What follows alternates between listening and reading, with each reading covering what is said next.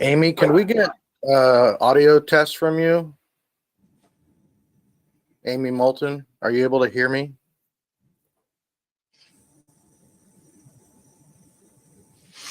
I don't think we can hear you, Amy. Can you hear me, Andy? Oh, I got you now. Thank you. Andy, I cannot hear on my computer, so I have my phone on as well. Okay, thank you.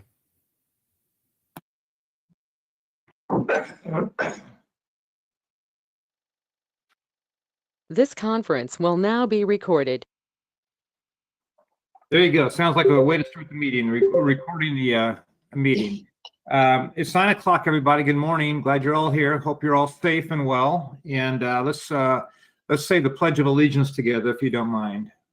I pledge allegiance to the flag of the United States of America, to the republic for which it stands, one nation, under God, indivisible, with liberty and justice for all.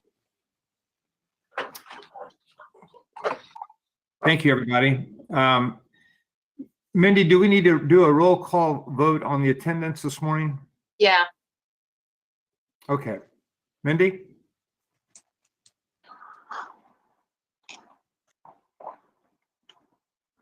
Mindy, you there? I see her, but let me go grab her. We can't hear you.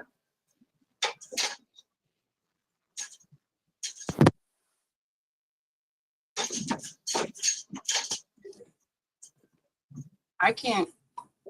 We hear you now. You can? Yeah. I can't hear anybody. Okay, well, that's a problem. Well, she can come Obviously, in the office.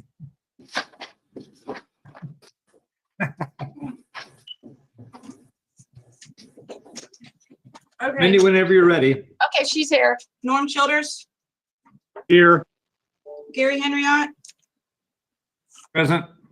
Cindy Murray, Here. Ron Schreiner, Present. Amy Moulton, Present. quorum present. Thank you, Mindy. Appreciate that. First thing we have on our agenda today is we have the approval of the minutes from last week. And I hope you all had a chance to review the minutes, but the chair will entertain a motion to approve the minutes. So moved. Cindy. Second. Who was the second, please? Schreiner, second. Okay, moved by Murray, second by Schreiner. Corrections of the minutes, changes on the minutes. Anybody have anything to offer there? Hearing no changes, all those, well, I guess we can't do that. Sorry. Yeah. Mindy, your turn. Childers, Yes. Henriott, Yes. Murray, Aye. Schreiner, Aye. Moulton. Aye. Minutes passed 5-0. Thank you. Thanks, everybody, for approving the minutes. We have new business, engineering. We have a few things on our plate from engineering. So is that, Jeremy, is that you? It is. Can everybody hear me? Yes, sir. All right, Jeremy Grenard, City Engineer. Our first two items of business are in regard to the North 19th Street, Underwood Street, and Old 231 resurfacing project. This is a community crossings project. The first one is change order number 1. The change order is due to us requesting increased signage during construction, as well as some permanent safety improvements at the intersection of Old 231 and Veterans Memorial Parkway.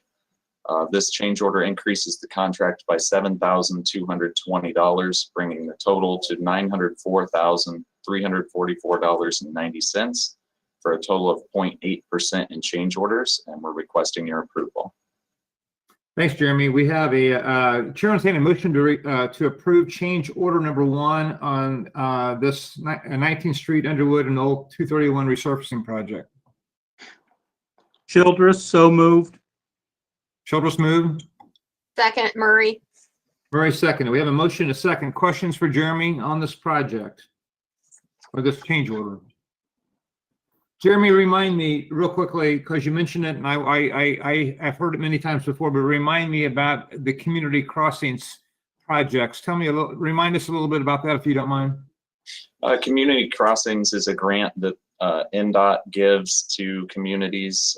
It's a matching grant. Communities our size have to match 50%. Smaller communities match 70 or 25%. And you can get a grant of anywhere from $100,000 to $1 million. This was $1 million grant. Thank you. Thanks for reminding me of that. Appreciate that. We have a motion and a second. Any further questions before Mindy calls for the roll call vote? Okay, Mindy. Childers, Yes. Henriot, Aye. Murray, Aye. Shriner, Aye. Moulton. Aye. Change order number 1 passes 5-0. Thank you. Jeremy, you're up next again. All right, the second one is change order number 2, which is the final change order for that same project, and it's the reconciliation of the final quantities. This change order decreases the contract price by $43,979.50, bringing the total to $860,365.40, which was less than the original contract amount, and we're requesting your approval. Should I entertain a motion to approve change order number 2 and the final change order in the same project? Shriner, move. Second. Childress, second. Shriner moves and Childress seconds the project. Questions for Jeremy on this? Nice job. Yeah, good job. We like that. Thank you. Thanks. I concur. That's a great job to see a $40,000 credit. That's good. Hearing no further questions, Mindy, it's your turn. Childers, Aye. Henriot, Aye. Murray, Aye. Shriner, Aye. Moulton. Aye. Change order 2 passes 5-0. Thank you very much, Mindy. Jeremy? All right, our next 2 items of business are in regard to the concrete work that's needed for the new traffic signal at the intersection of 5th and South Streets. We've received quotes from 3 local concrete companies for this work. Quote 1 was Dixon Construction for $36,315. Quote 2 was Wise Choice Concrete for $39,750. And quote 3 was Heartland Excavating for $73,400. We chose Dixon Construction, and we have before you a contract for this work that we're requesting your approval for. Thanks, Jeremy. Chair, intend a motion to approve this contract with Dixon Construction for the 5th and South Street signal project. Murray. Moulton for approval. Okay, Murray motions and Moulton seconds the approval of the contract. Questions for Jeremy on this? This begins immediately, and I assume the time frame is very short on this, right, Jeremy? That's correct. We're trying to get this done before winter. Questions? Hearing none, Mindy? Childers, Aye. Henriot, Aye. Murray, Aye. Shriner, Aye. Moulton. Aye. Contract passes 5-0. Thank you very much, Jeremy. We also have before you a notice to proceed for this work that we're requesting approval for. Chair, entertain a motion to approve the notice to proceed in the same project. Shriner moves. Reiner moves. Childress, second. Moved and seconded by Childress. We have a motion and a second. Questions on this, anybody? Hearing none, Mindy? Childers, Aye. Henriot, Aye. Murray, Aye. Shriner, Aye. Moulton. Aye. Notice to proceed passes 5-0. Thanks. Thank you. Thanks, Mindy, and thanks, Jeremy. Appreciate your work. Thank you. Lafayette Housing Authority. We have Valerie on the call today. Valerie? Yes, good morning. Valerie Oakley, Project Manager with the Lafayette Housing Authority. I have 3 releases of mortgage to present today. Each one of these homeowners have satisfied their period of occupancy. So the first release of mortgage is for 2307 North 25th Street, and I would request approval of the release. Chair, entertain a motion to approve this approval release on 2307 North 25th Street. Murray, approval. Is there a second? Shriner, second. Moved in second. Anybody have any questions for Valerie on this? No. Hearing none. Mindy? Childress, Aye. Henriot, Aye. Murray, Aye. Shriner, Aye. Bolton. Aye. Release of mortgage for 2307 passes 5-0. Thank you, ma'am. Valerie? Thank you. Next, I have a release of mortgage for 136 DeHart Street and would request approval. Chair, entertain a motion to approve the release of mortgage in 136 DeHart Street, West Lafayette. Shriner, so moved. Second? Second Murray. Moved by Shriner, seconded by Murray. Questions for Valerie? Hearing none. Mindy? Childress, Aye. Henriot, Aye. Murray, Aye. Shriner, Aye. Moulton. Aye. Release for 136 DeHart passes 5-0. Thank you. Valerie? Thank you. And last, I have a release of mortgage for 227 DeHart Street and would request approval of the release. Chair, entertain a motion to approve the release of mortgage on 227 DeHart Street, West Lafayette, Indiana. Move approval, Shriner. Reiner moves. Childress, second. Second.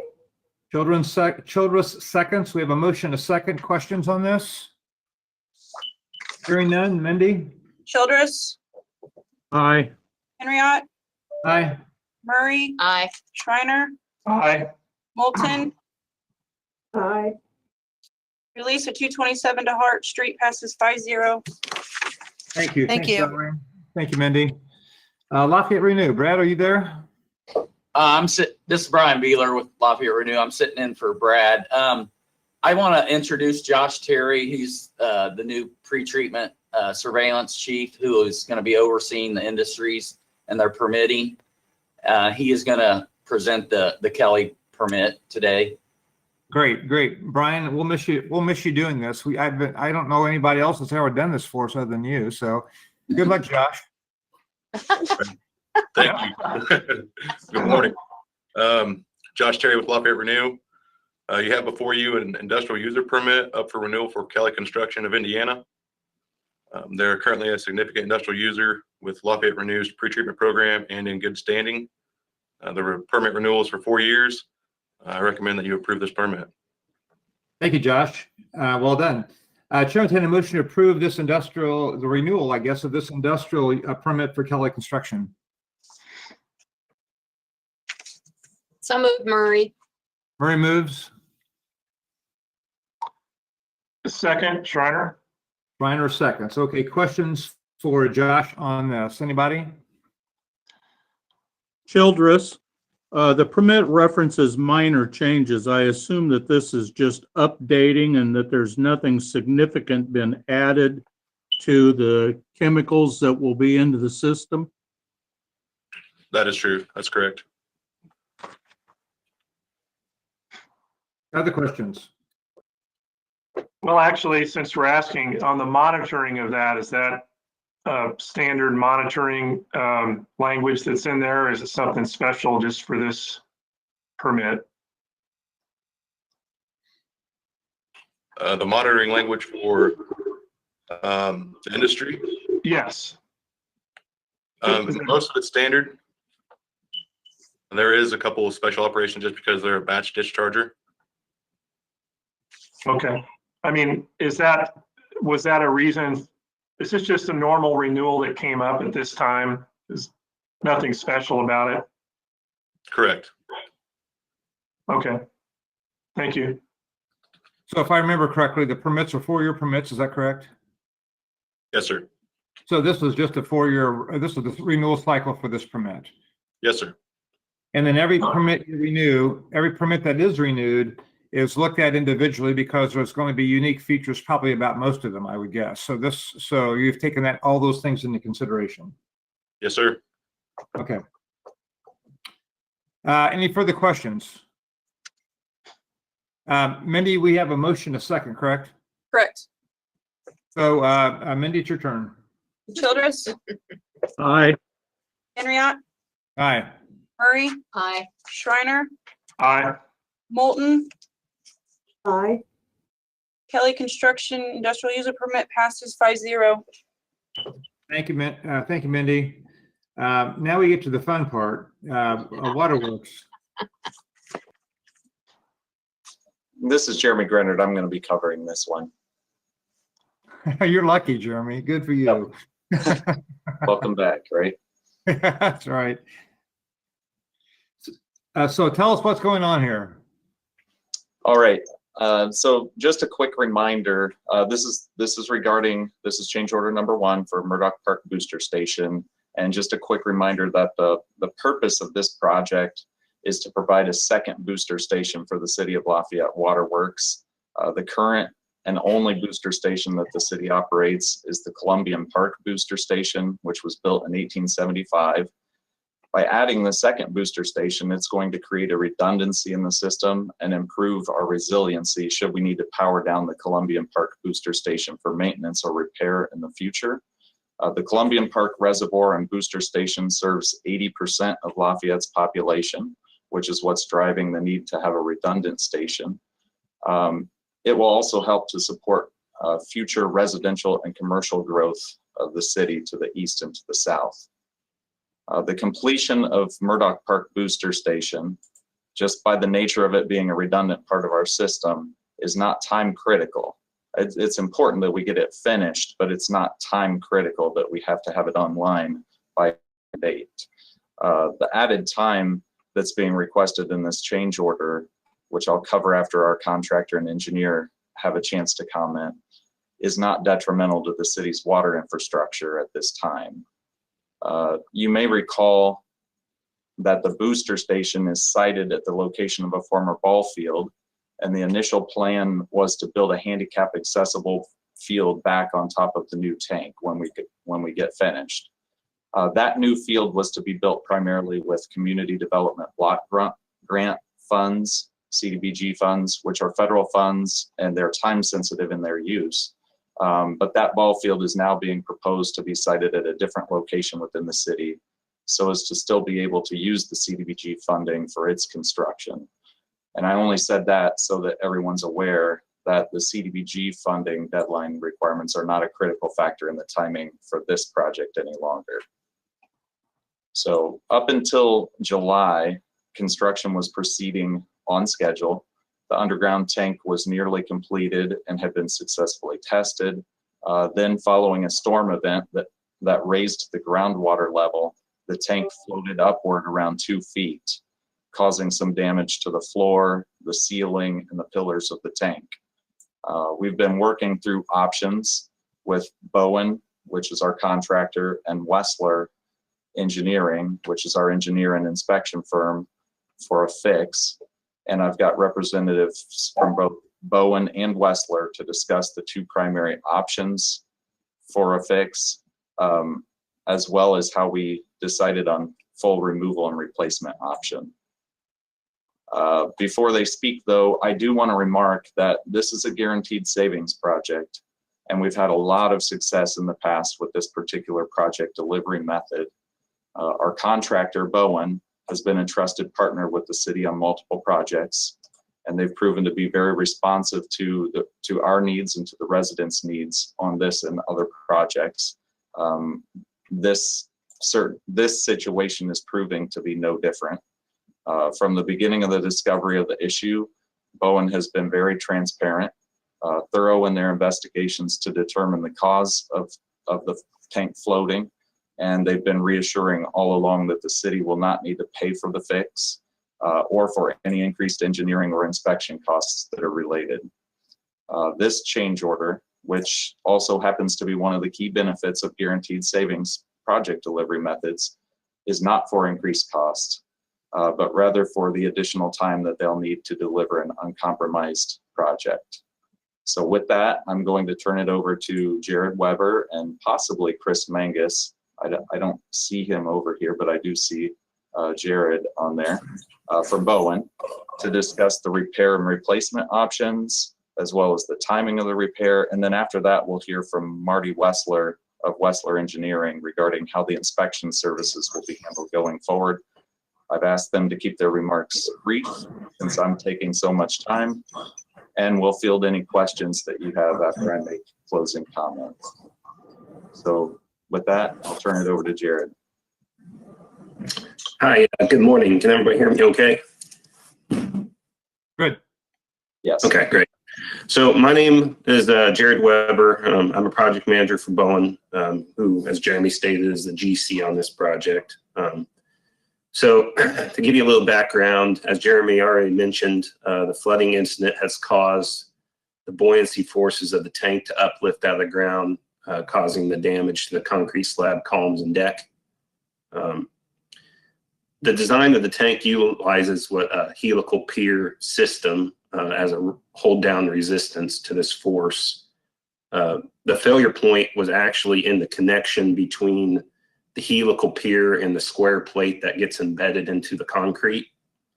And this failure was due to an installation issue by one of our subcontractors of the actual bolt hole in the helical pier. Once we identified the issue, the source of the problem, and we entertained a couple different solutions for a repair or a fix of this. The walls were undamaged at the time, and we looked into options to, excuse me, keep those walls and only replace the damaged portions of the tank. But ultimately, we've come to the conclusion that the right thing to do was completely remove and replace the tank. Like Jeremy said, at no cost for the city. And once we confirmed that course of action, we immediately started to make preparations to do that, to demo the tank, and we started evaluation of the completion date for the rebuild. And that's why we're here today, is just asking for an extension of time to properly complete this tank, to get the city what they paid for, which is complete new construction of a tank. And Marty Wessler's here from Wessler is going to talk a little about the contract and the engineering services. So hand it over to Marty.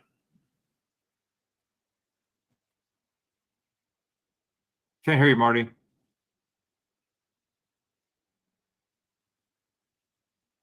Marty, we can't hear you. We can't hear you, Marty.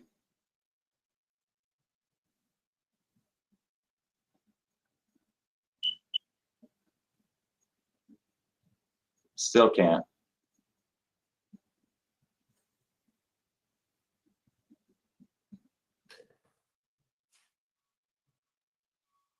So I'll share with what me and Marty had discussed until he gets his audio figured out, is that again, all the inspection costs from Wessler, and there's an additional inspection that the city has added on for just a third party verification of that the design and the piers are installed correctly. All these additional costs are going to be covered by Bowen. It's set up such forth that contract is with the city, just to keep transparency, the contract lines clear, but we will reimburse that cost to the city of the inspection fees on a monthly basis. Thanks, Jared. That sounds good to me. Yeah, that sounds, except the third party contract is not directly with the city. They will be a sub to Wessler. The contract language will just be set up that they're answering to the city. But we will have a third party consultant, which is Wist Janney and Associates, which we used as well on other projects as well. They're a forensics engineer, so they'll be commenting on the design and the installation of the helical pier system. And then once that's complete, then we will just move on as we were before with the rest of the construction of the tank. Marty, are you there? Were you able to get on from a sound perspective? I don't think so. Okay. Still can't hear him. So let's go ahead. We have Jeremy, your request is for change order number 1 on this project, correct? Yes, the change order we're presenting is for additional time in order to demolish the tank and build a new tank. The original substantial completion date was March 31st of 2021, so next spring, and this is being changed to May 31st of 2022, so the following spring. The original final completion date was April 30, 2021, and this is being changed to June 30 of 2022. We're willing to answer any questions you have, and we're requesting your approval of the change order. Let's go ahead and get this on the table. Chair, intend a motion to approve change order number 1 on this this project we've been talking about today, which is the Murdoch Waterworks Booster Station Reservoir. Is there a motion to approve this change order number 1? Moulton, move for approval. Moulton moves for approval. Childress, second. Second by Norm Childress. Go ahead, everybody, with questions. Jeremy, my understanding is that there was a failure to follow specifications in preparing the plates that were embedded in the concrete, and that was part of the problem. Were the piers affected themselves? The piers themselves appear to be in good condition, but the decision has been made by Bowen that, you know, by the time that we test each of those and we re-prepare the top of those for reuse, that they could have more quickly and more cost effectively just put in all new piers, and that's what's going to happen. So will they be removing the piers that are there or utilizing them in addition to a new system? I believe we're going to cut them off, leave them in the ground, but we're not going to utilize them. They can, Bowen can jump in here if that's not the case. That is the case, Jeremy. We're cutting them below the slab grade, so they will not be impacted in the new design. So we will essentially have we're starting from scratch. Helical piers on up, everything will be brand new. Right. Well, I have to say that it's a disturbing failure. It seems like engineering and inspection need to be sharpened up in this instance. I guess that's the obvious statement. How are we going to keep this from happening again? Is it a complete redesign or the same system more closely monitored? It is the same system, more closely monitored. The engineering was not the issue. That's why we're bringing in a third-party inspection. Not because this was really a means and methods issue during construction. It was observed that that if a certain hole was not drilled, it was cut with a torch, and that is not going to happen this time. So essentially, same system. My audio working? There we go. Final question. This is Marty Wessler. Norm, I think I can answer your question perhaps a little bit better. The full-time construction observation went on during the drilling of the helical piers, and then also, as Jared had stated, with the rods, and the connection plates are what is embedded into the concrete slab. When the subcontractor was actually making the connection from the rod to the plate, they have to drill a hole or cut a hole into the helical rod, the shaft, so that they can make a connection with an anchor bolt. The subcontractor was doing that with a torch instead of with a drill. Both of those have been methods that have been used before on helical pile installations. And so the contractor's means and methods were, according, from what we've seen in the industry, those have been done before in both types of cases. What is apparent is that the subcontractor, by burning the holes in the connection rods, they may have not had them all, and there were over 400 of these helical piers drilled. They were not necessarily, some of them perhaps were overburned,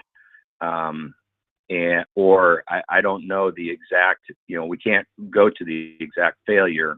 Bowen has started to do a root cause failure analysis.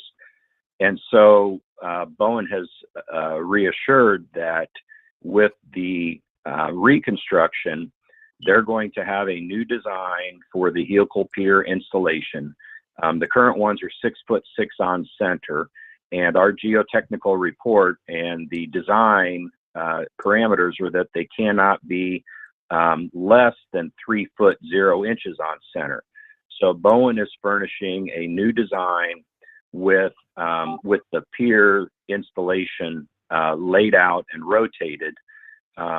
We have subcontracted to, as Jeremy stated, we have subcontracted to Wish Janney Elsner, who is a specialty concrete engineering and inspection firm, and they are going to be with us observing. They are not only going to help with the review of the new design, but they are also going to be out during the installation of the helical piers, and then also with the connector rods. Obviously, Bowen is well aware, and they are going to be very much on top of the means and methods of their subcontractors, as will we. And so with regard, we already have a contract with Wish Janney. We've been working with them, have already started filing information with them for review, and our structural engineer is working with their structural engineer in the review of this. Jeremy, as a city, do we have a dedicated inspection answerable directly to the city involved in the process? Are you asking if we have a full-time city employee who's on inspection? A city employee or a subcontractor that is responsible to the city rather than the contractor or the engineering firm? Our inspection firm is Wessler Engineering. They were the designer, but they are also the inspector for the city. This is Gary. It sounds to me like this is one of those things that evolves over time. If the means that were used were acceptable in construction parlance to be used for this type of installation, the means that were used obviously were okay. But we've learned that means in this situation may not be. So I'm assuming the whole industry will learn from this error. This is a small error that's led to a $10 million error for somebody. And we're just thankful the city of Lafayette, again, it's not critical to the operation of the city of Lafayette, which is what Jeremy's talked about. But it's also obviously not a financial burden to the city of Lafayette. So I appreciate personally Bowen, everybody doing what they're supposed to do. But this is one of those things that a relatively minor error can cause a huge impact, financial impact for the folks involved. So I think we've learned a lot, and I'm sure this will be a published finding elsewhere about for those that are doing this type of work to learn from it. That's a good point, Gary. And my limited experience in this type of construction, when I worked bridge work, we were not allowed to put a torch on a piece of rebar for fear of taking the temper out of a certain portion of it.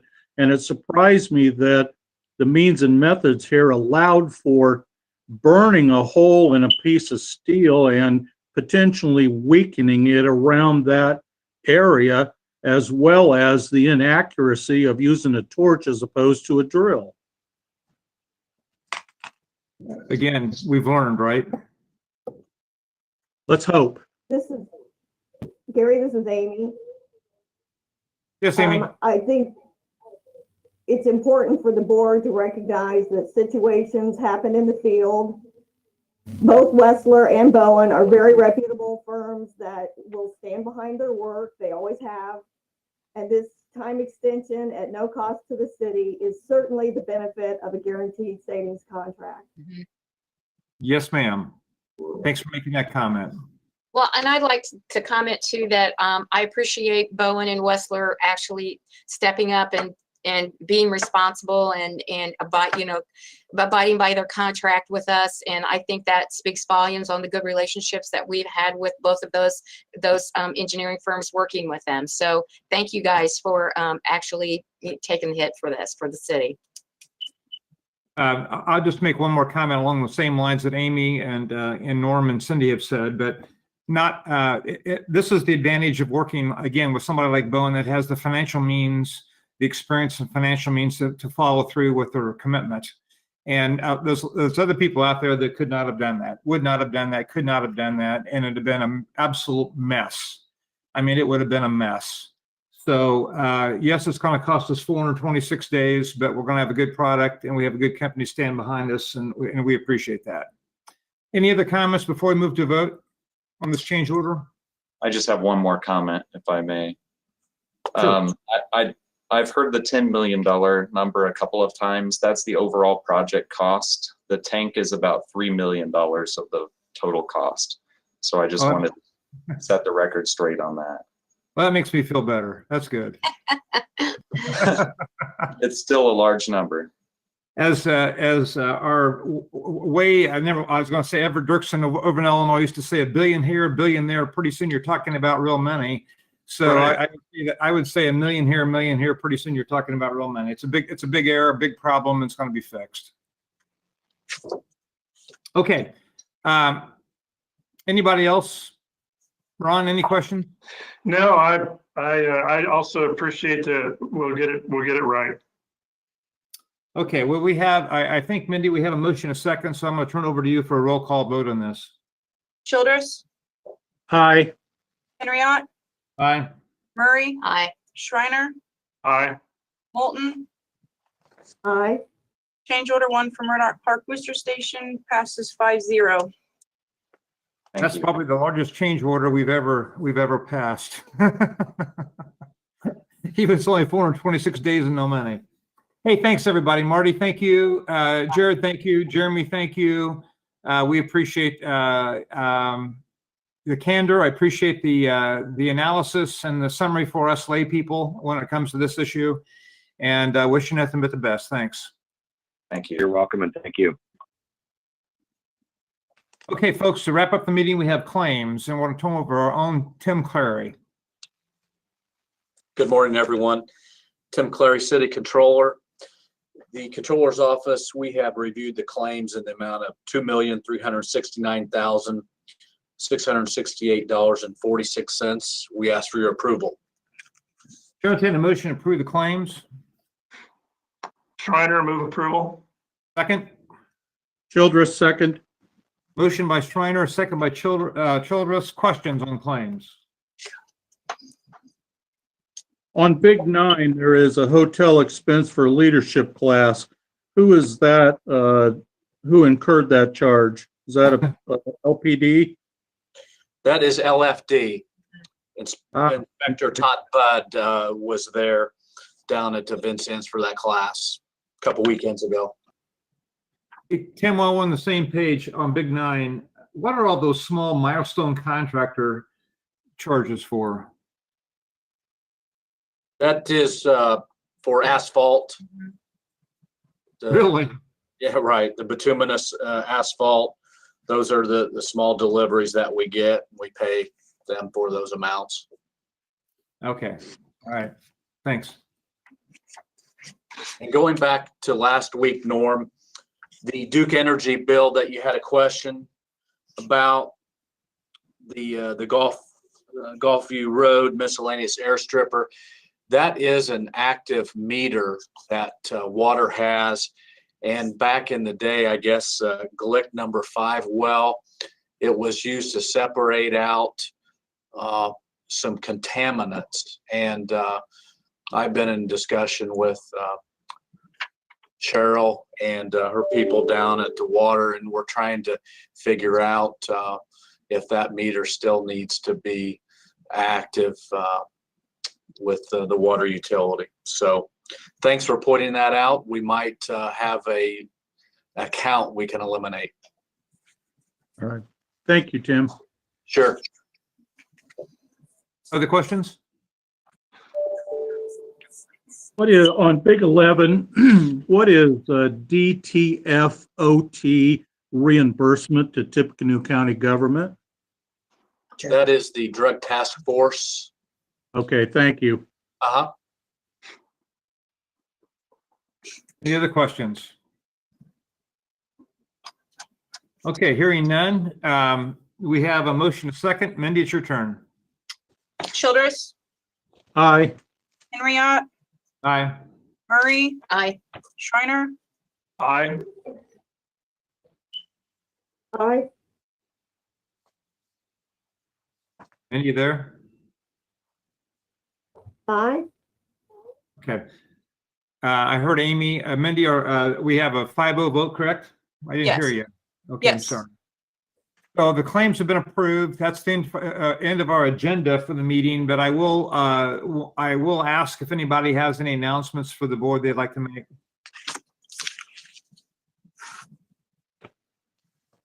Okay. Appreciate you all staying safe. This is a tough time. We're really going into a rocky period here, and sending everybody thanks for arranging this virtually. I think this is working as well as it can work. So I appreciate everybody's patience. And I would guess right now we're in a period of time. This will be the talk about means. This will be our means going forward for a while, I would guess, until things begin to settle down. So everybody stay well. And Thank you. Gary, can we just remind everybody there's no Board of Works next week as well? I appreciate that. And I think there's 2 meetings there's 2 meetings in December that have been canceled also. Yes. So there's no meeting next Tuesday. The 24th. And right. So we'll be back the Tuesday after that. Yes, that would be Everybody have a nice December 1st. and again, thanks to everybody on the engineering side, Wessler and Bowen. Jeremy, thank you, and appreciate all the work everybody's done.